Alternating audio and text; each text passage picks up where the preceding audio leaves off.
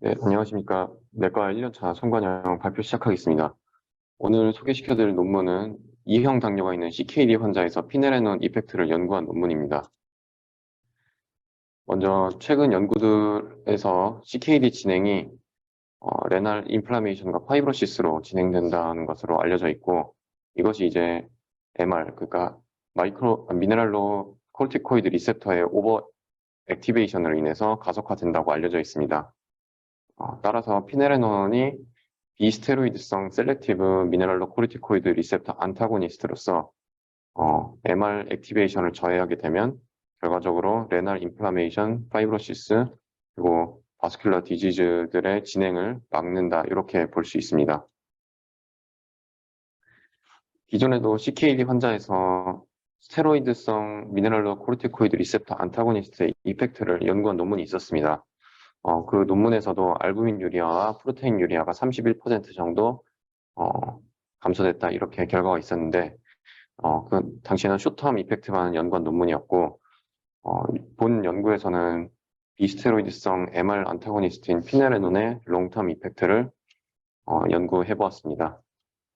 연구 메소드는 페이지 3 랜더마이즈 더블 블라인디드 트라이얼이었고 5,734명의 환자를 대상으로 진행하였습니다. E형 당뇨가 있는 CKD 환자들 대상으로 진행하였고 평균 2.6년 팔로업을 하였습니다. 연구 진행 방식은 두 그룹으로 나눠서 피네레논 투여 그룹, 플라시보 투여 그룹으로 나누었습니다.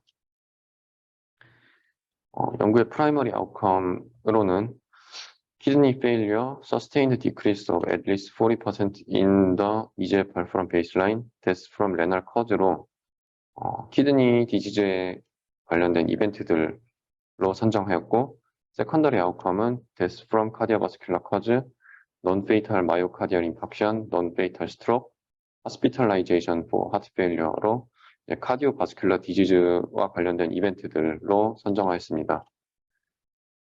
연구 환자들은 18세 이상 성인이었고 ACE 이니비터 또는 ALB를 이미 최대 용량으로 복용하고 있는 환자들을 대상으로 연구하였습니다. 또 본 연구에서 CKD로 정의한 환자분을 첫 번째로 유린 알부민 크레아틴 레이시오가 30에서 300 사이이면서 eGFR이 25에서 60 사이, 그리고 DM 레티노패시 히스토리가 있는 환자이거나, 두 번째로 유린 알부민 크레아틴 레이시오가 300에서 5000 사이, eGFR이 25에서 75인 경우 CKD로 정의하고 연구에 포함시켰습니다. 이제 연구에 포함된 환자분들의 캐릭터리스틱을 정리한 표입니다.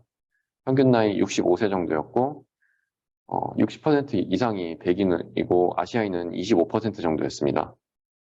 연구 동안 이제 당뇨병 진단받은 당뇨병은 16년 정도 평균 진단받는 환자들이고 평균 eGFR 44.4% 정도였습니다. 평균 유린 알부민 크레아틴 레이시오가 800에서 850 정도이고 연구에 참여한 환자들의 87% 이상이 알부민료가 300 이상 나오는 환자였습니다. 그리고 연구에 참여한 환자의 99% 이상이 ACE 이니비터 또는 ARB를 복용하는 환자였습니다. 이제 투여된 피네레논의 용량은 eGFR로 결정이 되었는데 eGFR이 25에서 60 사이인 경우에는 10ml, 하루 10ml씩 투여하였고 eGFR 60 이상일 경우 20ml 투여하였습니다. 이제 eGFR이 변동이 있을 경우에 투여 용량도 변동이 있었는데 60 이하였던 환자가 60 이상으로 한 달 이상 지속될 경우 용량을 10에서 20으로 증량하였고, 반대로 60에서 60 이하로 떨어진 환자에서는 그 즉시 용량을 20에서 10으로 낮추었습니다. 이제 피네레논 또는 플라시보는 포타슘 레벨이 5.5 이상으로 증가할 경우에는 즉시 중단되었고 5.0 이하로 회복되면 다시 복용을 시작하였습니다. 연구 결과를 메타 분석한 표입니다. 먼저 피네레논 그룹과 플라시보 그룹, 피네레논 그룹에서는 프라이머리 아웃컴 17.8%, 플라시보 그룹에서는 21.1%로 피네레논 그룹에서 18% 프라이머리 아웃컴이 발생 빈도가 낮음을 알 수 있고 p-밸류도 0.001로 유의한 결과라고 볼 수 있습니다. 프라이머리 아웃컴의 세부 사항 중에 EGFR 감소, 지속적인 EGFR 감소를 비교해 봤을 때 16.9%, 20.3%로 가장 유의한 결과를 보였다고 해석할 수 있습니다. 그리고 이제 두 번째로 세컨더리 아웃컴에서는 각각의 세부 항목들은 컨피던스 CI 값이 1을 포함하고 있어서 유의미하다고 볼 수는 없지만 종합적으로 봤을 때 피네르논 그룹에서는 13%, 플라시보 그룹에서 14.8%고 로 이제 카디오바스큘라 디지즈 발생 빈도가 플라시보 그룹보다 피네르논 그룹에서 14%덜 발생한다. 이렇게 볼 수 있습니다. 네, 결과를 타임 투 이벤트 그래프로 보면은 프라이머리 아웃컴을 비교했을 때 플라시보 그룹보다 피네르논 그룹에서 이벤트 발생률이 18% 낮음을 알 수가 있고 시간 지남에 따라 그 격차가 벌어짐을 알 수 있습니다. 두 번째 그래프를 보면 EGFR 감소를 비교한 표인데 마찬가지로 19% 피네르논 그룹에서 효과가 있음을 알 수 있습니다. 다음은 이제 두 그룹에서 알부민뇨의 호전을 보인 빈도를 비교한 표입니다. 먼저 약 복용한 지 4개월을 보시면 피네르논 그룹에서 34.7% 그리고 플라시보 그룹에서는 4.7%가 알부민 크레아틴 레이시오가 호전됐음을 알 수 있어서 약 투여한 지 4개월 만에 30%의 차이가 나타나는 것을 알 수 있습니다. 두 번째는 이제 사이드 이펙트인 포타슘 레벨 엘리베이션을 비교한 그래프인데 약을 복용한 지 1개월 만에 피네르논 그룹에서 유의한 차이를 보이며 4개월 차에서 그 두 그룹의 수치를 한번 비교해 보면 피네르논 그룹이 베이스라인에 비해서 0.25 증가하고 플라시보는 0.02 증가하는 것을 알 수 있습니다. 다만 이 두 포타슘 레벨 엘리베이션의 차이가 연구 진행하는 동안 더 벌어지지 않는다는 것이 유의한 결과라고 해석할 수 있습니다. 두 그룹에서 사이드 이펙트를 비교한 표인데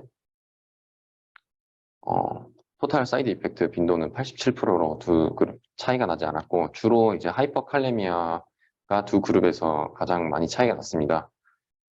피네르논 투여 그룹에서 플라시보 그룹보다 2배 정도 하이퍼칼레미아 발생 빈도가 높았습니다.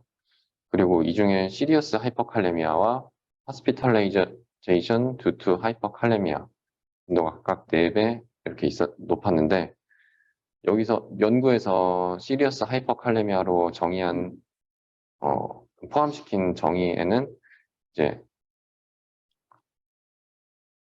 사망 또는 생명을 위협할 수준의 레날 이벤트 그리고 hospitalization due to renal disease 이렇게 정의하고 있어서 이 중에 hospitalization due to hyperkalemia가 40명 그리고 8명인 것을 감안하면 사망 또는 생명을 위협할 수준의 이벤트는 두 그룹 둘 다 4명으로 큰 차이는 보이지 않았습니다. 동일하게 나타난 것을 알 수가 있습니다. 본 연구의 한계로서는 이제 알부민료가 나오지 않은 CKD 환자들은 연구에서 배제되었고 그리고 이제 2형 당뇨가 있는 CKD 환자만 연구를 했기 때문에 당뇨가 없는 환자들은 배제되었습니다. 그리고 25%만 아시아인이고 대부분이 이제 백인 대상으로 한 연구였습니다. 그리고 본 연구는 어느 정도 이제 진행된 CKD 환자들을 대상으로 진행된 거라서 less advanced CKD 환자들을 대상으로 한 카디오레날 에피커시와 세이프티에 대한 연구도 현재 진행 중에 있습니다. 컨클루전으로는 이제 2형 당뇨가 있는 CKD 환자에서는 피네르논을 투여하는 것이 CKD 프로그레션과 카디오바스큘라 이벤트를 줄이는데 효과가 있다라고 이제 결론을 내렸습니다. 그리고 이제 유의하게 생각해야 될 것이 하이퍼칼레미아 같은 이제 사이드 이펙트인데 두 그룹에서 이제 톨러러블 큰 차이가 없이 나타났고 나타나는 사이드 이펙트는 톨러러블하다 이렇게 해석할 수 있습니다. 네, 이상입니다.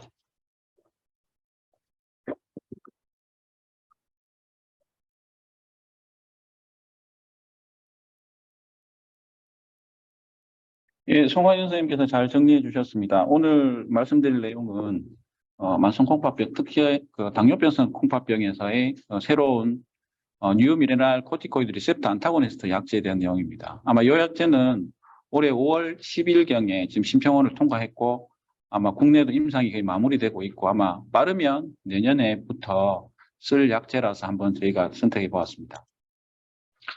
문제는 당뇨병성 콩팥병에 대한 설명입니다.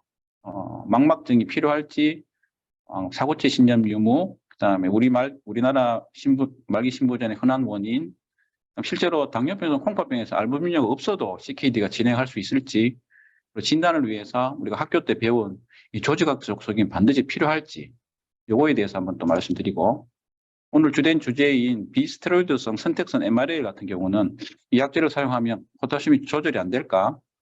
부신기능 환자에서 꼭 투여해야 할까? 그다음에 미네랄로 코티코 리셉터에 대한 어피니티가 어떤지, 최근 가이드라인의 포함 여부라든지, 그다음에 심혈관계라든지 콩팥 보호가 과연 있는지에 대해서 한번 보도록 하겠습니다. 지금 당뇨의 증가 속도를 보시게 되면 2035년이 되게 되면 각 나라마다 최근 사우스이스트 아시아 같은 경우 70% 이상 증가되는 것으로 되어 있습니다. 참고로 당뇨병으로 인해서 역시 또 콩팥병도 증가할 것으로 생각되고 만성 콩팥병의 가장 리딩 코즈로 역시 당뇨병입니다.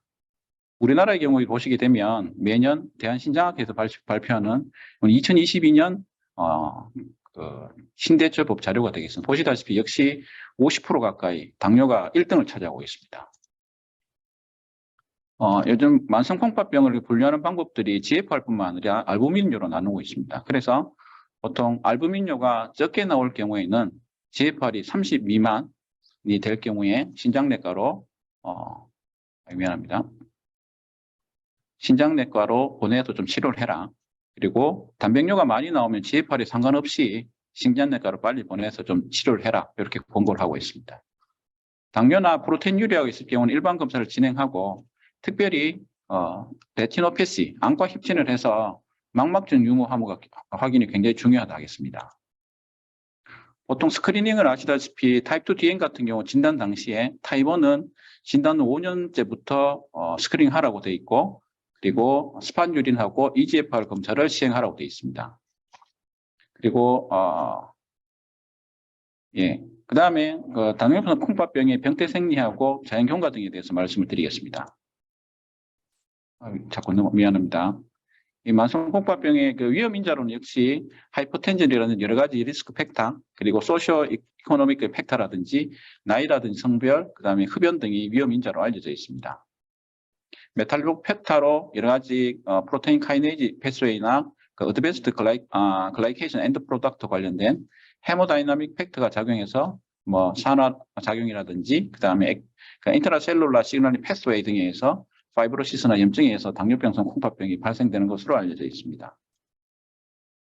정상적일 경우에는 이렇게 수입성, 수출성 세동맥이 작동하는데 당뇨가 되게 되면 이게 수입성 세동맥이 이렇게 늘어나게 됩니다. 늘어나게 되고 그다음 수출성 세동맥은 좁아지게 돼서 결국은 그다음에 사고체로 단백뇨가 로스되는 게 발생하게 됩니다.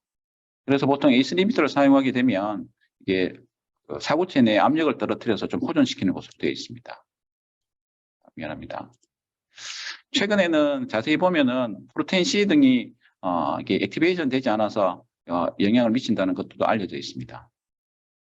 아마 학생 때 많이 보셨던 그림 같습니다. 보시면 이렇게 축적되는 킴멜 스틸 윌슨 리전은 패소그모노빈 하진 않습니다. 이 리전이 있다고 해서 반드시 당뇨병성 콩팥병은 아니지만은 진단하는 데 많은 도움을 주고 있습니다. 그러면 당뇨병성 콩팥병일 때 그것만 있느냐? 실제로 그렇지 않습니다. 특히 레티노패시가 없는 경우에 단백뇨가 많이 나오는 당뇨 환자들의 경우에는 보시다시피 우리 학생 때 배웠던 FSGS나 MCD, MGN도 많이 동반되게 됩니다. 따라서 당뇨병성 콩팥병 환자가 의심될 때 반드시 망막증 유무를 확인하고 거기에 따라서 망막증이 없을 경우에는 다른 2차성 사고체 신전도 반드시 고려가 필요하겠습니다. 보통 진행되는 상황을 보시게 되면 마이크로 알부민유라 해서 네프로패시가 온셋이 되게 되고 하이퍼패티스 GFR이 증가하게 됩니다. 나중엔 결국은 유린 스틱에서도 알부민유가 발생되는 오볼트 프로테인유가 발생하게 되면 더 이상 돌아오지 못하게 되고 콩팥기는 계속 감소하게 되는 결과 10년, 20년 지나게 되면 결국 ESRD로 가게 됩니다. 아까 말씀드린 내용에 특별히 하이퍼텐전 같은 경우는 벌써 마이크로 알부민유래가 나올 때부터 고혈압이 발생하게 됩니다. 그럼 당뇨병성 콩팥병의 내추럴 히스토리를 보시게 되면은 매년 프로테인 유의하는 2년에 2%, 매년 2%씩 발생하는 것으로 되어 있고, 그다음에 40%는 알부민유가 없습니다. 그 뒤집으면 알부민유리나가 없이 단면요가 없이 만성 콩팥병을 가는 비율도 한 60%가 되기 때문에 당뇨병이 있는 환자들에서 주의 깊은 관찰이 필요하겠습니다. 진행 억제와 치료와 예방에 대해서 말씀을 드리면, 그러면 진행 속도를 어떻게 정의할 거냐? 보통 프로그레션부터 래피드 프로그레션까지 있는데요. 굉장히 빠르게 진행한다. 이거는 보통 GFR이 매년 1년에 5mm 퍼민 그 초가 감소하는 것이 되겠습니다. 총상은 나이가 45세 내지 50세 이상이 되게 되면 노화 단계로 인해서 매년 1에서 2 정도 감소하는 것으로 노멀로 감소합니다. 하지만 그의 두세 배 내는 5 이상 감소되게 되면 래피드 프로그레션으로 보시면 되겠습니다.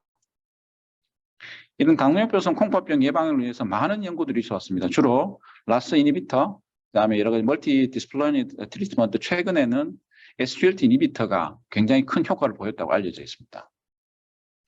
보통 당뇨병성 콩팥병이 확인이 되게 되면 라스 블로케이드를 단독 혹은 그다음에 합병 같이 사용하기도 하고, 그다음에 혈압 조절을 통해서 여러 아스피린이라든지 그다음에 스타틴, 그다음에 금연, 그다음에 체중 감량 등의 치료를 하게 됩니다. 최근에 발표된 가이드라인을 보시게 되면 크게 생활치료, 그다음 퍼스트 라인, 추가 치료가 있습니다. 생활치료는 당연히 다이어트라든지 운동, 금연, 그다음에 체중 조절이 있습니다. 참고로 이 리스크 팩터를 매 3에서 6개월마다 리어세스먼트 하라고 되어 있어서 환자들이 내원했을 때 꼭 확인하는 것이 필요하겠습니다. 약제를 보시게 되면 SGLT 이니비터, 그다음 초과된 메포민을 사용할 수 있게 되겠고, 특히 포타슘이 정상이거나 알부민 크라틴 레이스가 많이 나올 경우에는 아까 오늘 주도 말씀드린 논스테로이드ալ MRL을 사용하라고 되어 있습니다. 그 외에도 엔도셀린 A 리셉터 블로커라든지 다양한 약제들이 다이아베틱 키드니 디지즈의 치료 약제로 사용하겠지만 아직까지 확실히 증명된 약제는 없었습니다. 여기 보시면 피네롤론이 후보 약제로 올라 있다가 최근에 페이즈 3 스터디가 오늘 NEJM에 보시다시피 증명이 됨으로써 당뇨병성 콩팥병의 억제에 중요한 역할을 할 것으로 생각됩니다. 앞에서 우리 송광희 선생님 말씀해 주셨다시피 결국은 이게 알도스테론이 중요합니다. 그 미네랄코티콜 리셉터가 액티베이션 되어서 이로 인해서 그 인플라메이션이나 파이브로시스가 가중되는 것으로 되어 있고, 파이브로시스라든지 하이퍼트로피, 옥시다티브 스트레스가 증가하는 것으로 되어 있습니다. 이 MR 블로케이드를 사용했을 경우에 효과는 보시게 되면 당연히 파이브로블라스트의 증식을 감소시킨다든지, 그다음에 파이브로시스 관련된 미디에이터를 줄인다든지, 바저 컨스트릭스를 감소시키거나, 프로인플라메이터 미디에이터를 줄인다든지, 그다음에 T셀 액티베이션을 줄이거나, 그다음에 마크로파지의 마커들을 변동시키는 아주 좋은 효과들이 있는 것으로 알려져 있습니다. 보시다시피 고혈압이라든지 당뇨라든지 파이브로시스를 조절할 수 있고, 효과로는 디지털 튜블 쪽에 튜블 인졸이나 파이브로시스를 줄이거나, 그다음에 엔도셀룰라 셀 쪽에 스크레로시스를 줄인다든지, 그다음에 사고체 안에 있는 포도사이트, 발세포에 대한 손상을 줄인다든지, 인플라메이션, 여러 가지 좋은 효과가 있는 것으로 알려져 있습니다. 그럼 최근에 우리가 쓰고 있는 스피로낙톤하고 새로 이번에 약제로 나오게 된 피네롤론의 이펙트를 보시게 되면 일단은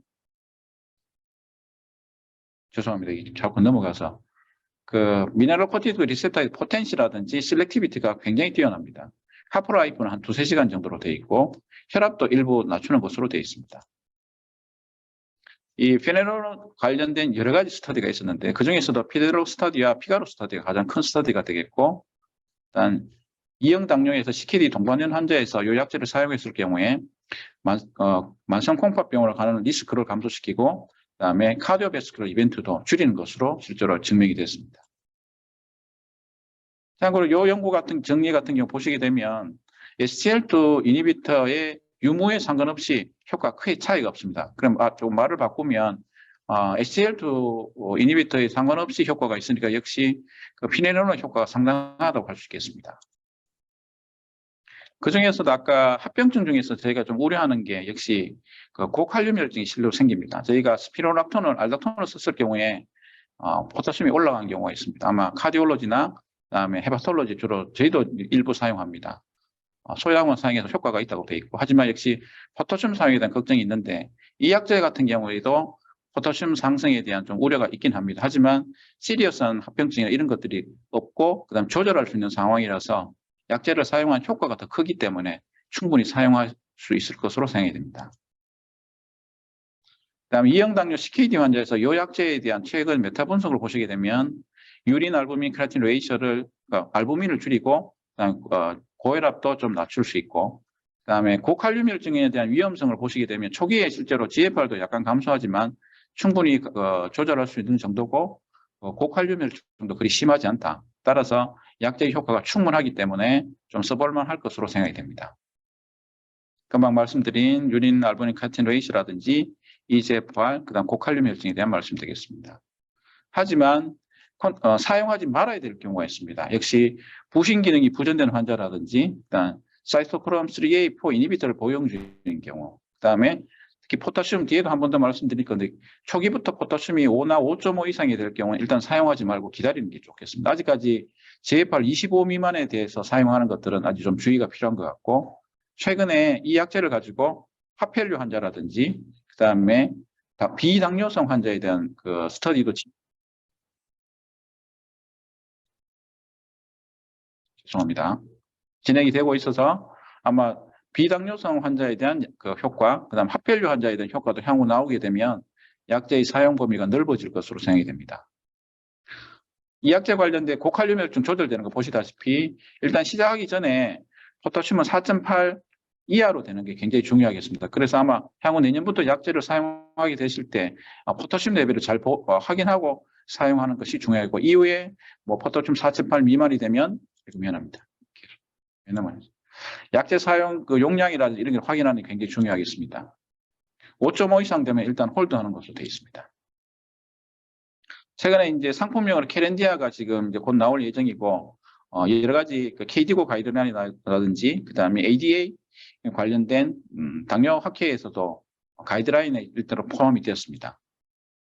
그래서 정리를 하면 일단 말기 신부전의 1등 원인, 항상 족보죠. 당뇨고 신장내과 전과 내지는 좀 의뢰를 할 수 있는 시점은 단백뇨가 적은 경우에는 GFR이 30 미만일 경우, GFR은 괜찮다 하더라도 단백뇨가 과량으로 나오고 스틱으로 하면은 최소한 2 파지티브, 3 파지티브 정도 나오게 되면은 하루에 500ml 1g 이상 나옵니다. 거기에 대한 적극적 조절이 필요하고, 아까 말씀드렸다시피 그게 당뇨기 때문에 나온 것이 아니라 다른 사고체 신경이 동반될 가능성은 상당히 높습니다. 그래서 신장내과로 적극적으로 의뢰를 해주시면 감사하겠습니다. 전형적인 당뇨병성 풍파병은 통상은 신생검하지 않습니다. 통상 당뇨병성 망막증을 확인하고 양성일 경우에는 통상 신생검을 하지 않고 진단하게 됩니다. 스크린을 언제 할 거냐? 타이투-DM 같은 경우는 진단 당시부터 하게 되고, 중요한 검사는 역시 소변 검사와 EGFR, 콩팥 기능 검사 두 가지를 동시에 진행하는 것이 중요하겠습니다. 병태생리 자연경과는 아까 말씀드린 대사성 혈액적 요소가 있고, 위험인자는 뭐 동반질환이라든지 인과적 요소도 있습니다. 조직학적 소견은 아까 말씀드렸던 킴멜스틴, 윌슨 리전이 있지만 패소고노믹하지는 않습니다. 그러니까 이 리전이 있다고 반드시 당뇨병성 콩팥병이라고 할 수는 없지만 당뇨가 있으면서 이 리전이 있으면 상당히 관련이 있는 것으로 되어 있고, 특히 다이아베틱 레티노패시가 없는 상황에서 단백뇨가 많이 나올 경우에는 FSGS라든지 MCD, MGN 같은 사고체 신염이 동반되는 가능성이 상당히 높기 때문에 조직 검사가 반드시 필요하겠습니다. 자연건강은 미세 알부민뇨가 나올 때 1차 예방이 굉장히 중요하고요. 실제로 관해 단계까지 갈 수 있고 40%는 알부민뇨가 없습니다. 따라서 당뇨병성 콩팥병 환자에서 GFR이 감소될 경우에 신장내과의 협진이 필요하겠습니다. 치료는 보시다시피 생활 패턴, 역시 먹는 거, 운동, 금연, 체중 조절이 굉장히 중요합니다. 1차 치료는 우리 너무 잘 아는 라스블로케이드, 스타틴, 메포민, 그다음에 요즘 그 블록버스터인 SGLT2 이니비터가 되겠습니다. 하지만 최근 추가 치료로 포타슘이 정상이라든지 알부민료가 많이 나올 경우에는 논스테로이달 MRA, 피네로론이 지금 가이드라인에 포함이 되었습니다. 따라서 아마 아까 말씀드린 연구 중에 보시다시피 SGLT2 이니비터의 사용 의무에 상관없이 그 효과가 크게 차이가 없었습니다. 따라서 논스테로이달 MRA 효과가 상당히 큰 것으로 생각이 됩니다. 정기 검사로는 당연히 혈당이라든지 소변 검사, 혈압, 고지혈증에 대한 꼭 확인이 필요하겠고, 이 위험 인자 같은 경우에는 3에서 6개월마다 꼭 확인하는 것이 필요하겠습니다. 연구 중인 약제는 이런 엔도셀린, 리셉터 안타고니스트 다양한 약제들이 또 연구가 되고 있습니다. 오늘 하이라이트인 피네로론 같은 경우는 FDA하고 유럽에서 공인받은 최초의 논스테로이드성 선택성 MRA이고, 특히 미네랄 코티코이드 리셉터에 대한 포텐시라든지 실렉티비가 굉장히 뛰어납니다. 그리고 현재까지 단순한 그냥 가벼운 CKD가 아니라 상당히 진행된 만성 콩팥병 환자에서 2형 당뇨에서 심혈관계 콩팥병 효과가 상당히 있기 때문에 아마 향후에 포타슘 조절에 대한 부분만 좀 조절이 된다면 SL2 이니비터 더불어 상당한 블록버스터로 충분히 약자가 될 것으로 생각됩니다. 그리고 조절할 수 있는 고칼륨 혈증이기 때문에 충분히 조절할 수 있을 것으로 생각되고, 특히 ADA 가이드라인에서는 SL2 이니비터를 복용할 수 없거나, 그 다음에 CV 이벤트라든지 CKD 프로그레션이 리스크가 높은 환자에서 충분히 사용할 수 있을 것으로 권고하고 있습니다. 그래서 문제 한번 보시겠습니다. DNA 당뇨병성 콩팥병의 바른 설명은 전형적인 DNA는 있죠. 양성이 많습니다. 두 번째, 당뇨병성 콩팥병에 동반되는 사고체 신염이 있습니다. 특히 레티노패스가 없을 경우에는 꼭 고려해야 되고 시험에도 굉장히 잘 나옵니다. 전문의 시험, 그 다음에 국시에도 잘 나오고, 우리나라 말기 신부 가장 흔한 원인은 당뇨병입니다. 그리고 당뇨병성 콩팥병에 알부민료 발생 없이 CKD가 발생하는 게 굉장히 60% 정도 됩니다. 그래서 주의가 필요하고 조직학적 소견은 반드시 필요한 것은 아닙니다. 그다음 비스테로이드성, 그다음 선택성 MRA 바른 설명은 고칼륨 혈증에 조절이 됩니다. 이번 발표된 애니제임 논문 같은 경우도 일부 시리어스한 게 발견이 되긴 하지만 충분히 매니저블 하기 때문에 그리고 시리어스한 게 그렇게 많지는 않습니다. 그다음 부신기능 환자는 투여해서는 안 되고 포텐시도 높고 실렉티브도 굉장히 높은 것으로 되어 있습니다. 가이드라인은 이번에 포함이 됐고, 맞습니다. 진행성 CKD에서 동반된 2형 당뇨에서 심혈관계 및 콩팥병 효과를 증명했기 때문에 아마 중요한 약제로 사용이 됩니다. 이상입니다. 질문이나 코멘트 부탁드리겠습니다.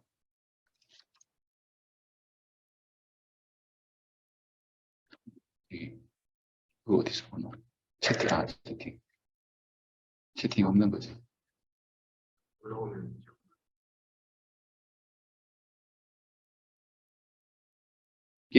따로 질문이 없으셔서 오늘 말씀드렸던 비스테로이드성 선택성 MRA 아마 내년부터 빠르면 내년부터 임상에서 곧 약제 사용이 시작될 것으로 생각됩니다. 고칼륨증 관련해서 좀 부담이 되긴 하지만 심장과 그 다음에 콩팥에 상당히 도움이 되기 때문에 아마 사용이 늘리될 것으로 생각되고 신장내과를 적극적으로 이용해 주시기를 부탁드리겠습니다.